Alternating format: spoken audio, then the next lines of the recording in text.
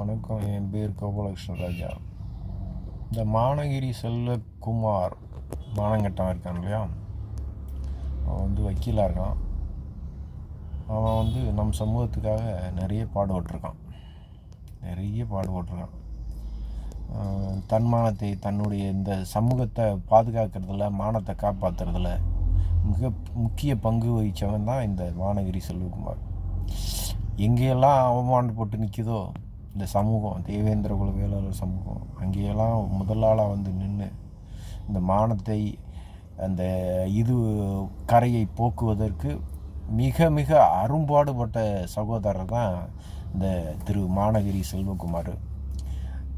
கஷ்டப்படுற குடும்பங்களெல்லாம் தத்தெடுத்து படிக்க வச்சு பெரிய ஆளாக்கி, ஐஏஎஸ் ஐபிஎஸ் ஆக்கி, டாக்டர் இன்ஜினியர் ஆக்கி, ஐஐடியில் பெரிய கண்டுபிடிப்பாளராக மாற்றி, இப்படியெல்லாம் பல சேவைகளை புரிந்த இவர் மானகிரி செல்வகுமார் நம் சமூகத்துக்காக பல வேலைகளை செய்வார். அவருக்கு உயர்வு தான் முக்கியம், மானமெல்லாம் முக்கியம் கிடையாது. மானம் போனால் உயிர் போனதுன்னு நினச்ச தமிழ் சமூகத்திலேருந்து வந்தவங்க தான். ஆனால் இவங்கள மாதிரி ஆளால் இந்த சமூகம் ரொம்ப பாதாளத்துக்கு போயிடுச்சு. ஒன்றுமே சொல்கிறதுக்கே இல்லை. எனக்கு தெரிஞ்சு ரொம்ப கேவலமான ஆள் மானகிரி செல்வகுமார். இவன் கூட 2 வருஷத்துக்கு முன்னாலே பயங்கரமாக சண்டை போட்டு அவன் நம்மளை கேட்காத கேள்வியெல்லாம் கேட்டான். ரொம்ப கீழ்த்தரமான கேள்வியெல்லாம் கேட்டான். தேவடியாக போய் அப்படி பண்ணலாம் அவன் என்னை கேள்வி கேட்டான். 2 வருஷத்துக்கு முன்னால் ஃபோனில் பேசி பயங்கரமாக நான் எந்த சமூகத்துக்காக என்னென்ன பண்ணியிருக்கேன் தெரியுமா, என்னென்ன கழட்டியிருக்கேன் தெரியுமான்லாம் பயங்கரமாக பேசினான். பேசி சண்டையாகி பயங்கரமான சண்டை இருந்துச்சு எனக்கும் அவனுக்கும். ஆனால் இந்த சமூகத்தோட மானத்தை தூக்கி பிடிக்கிறதுல இவர் முக்கியமான ஆளாக இவர் சொல்கிறாரு. இப்போ என்ன பண்ணுறது? அப்போ அவர் சொல்கிறத கேட்டுக்கிட்டு அவர் இந்த ஒட்டுமொத்த சமூகமே அவருடைய வழிகாட்டுதல்படி நடந்தால் நல்லாயிருக்கும். மானத்தை இதை பற்றி எல்லாத்துலேயும் போய் அடவு வச்சு பணத்தை வாங்கி நல்லா இவன் மட்டும் சொகுசாக வாழ்ந்து சீரும் சிறப்போட புகழ் பெற்று செத்து போகலான்னு நினைக்கிறான். இவன் யார்கிட்ட வருங்கால சந்ததியினுடைய என்ன நினைக்கிறாங்க, என்ன மாதிரி மனநிலையில் இருக்காங்கங்கிறதாவது இவனுக்கு தெரியுமா? எப்படிப்பட்ட சமூகம் உருவாகணும் அப்படின்னு நினைக்கிறானா?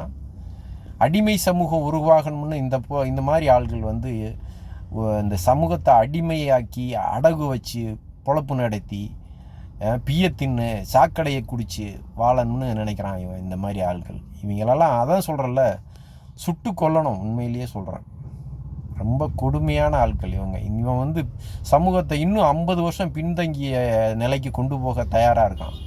இந்த இலவசமே வேண்டாம்னு சொல்கிறோம் இல்லையா, அது இந்த சமூகத்தை உயர்வுக்கு எந்த நாட்டிலேயாவது இலவசம் கொடுத்து அந்த ஒரு சமூகம், ஒரு நாடு முன்னேறி இருக்கா?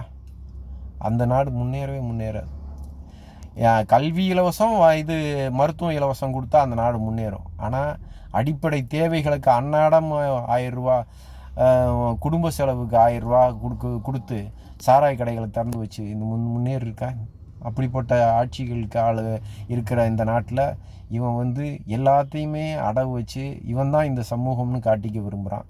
இது இந்த போக்கு நல்லதில்லை. ஐஏஎஸ் ஆஃபீஸர் ஆகி என்ன இப்போ எவ்வளோ பெரிய அதிகாரி ஆனாலும் சரி, நீ கீழ் ஜாதிரான்னு சொல்லி அவன் நம்மளை ஒதுக்கி வைக்கிறான். இந்த தன்மானத்திலேருந்து எப்படா விடுபட்டு இந்த சமூகம் முன்னேறும்னு நாம் எதிர்பார்த்தா, முன்னேறின சமூகம் யாருமே எனக்கு சலுகை வேணும், சலுகைகளால் தான் நான் முன்னேறினேன்னு எவனும் நிற்கலடா. அறிவில்லாதவனா இந்த மாதிரி அறிவியலிகளை நம்ம என்ன சொல்கிறதுனே ஒன்றும் புரியலை. ரொம்ப கஷ்டமாக இருக்குது. ரொம்ப வருத்தத்தோடு இதை பதிவு பண்ணுறேன். ரொம்ப கஷ்டமாக இருக்குது. இவனை மாதிரி ஆள்களுக்கு எதிர்ப்பு தெரிவிக்கலைன்னா இந்த சமூகம் உருப்படாது.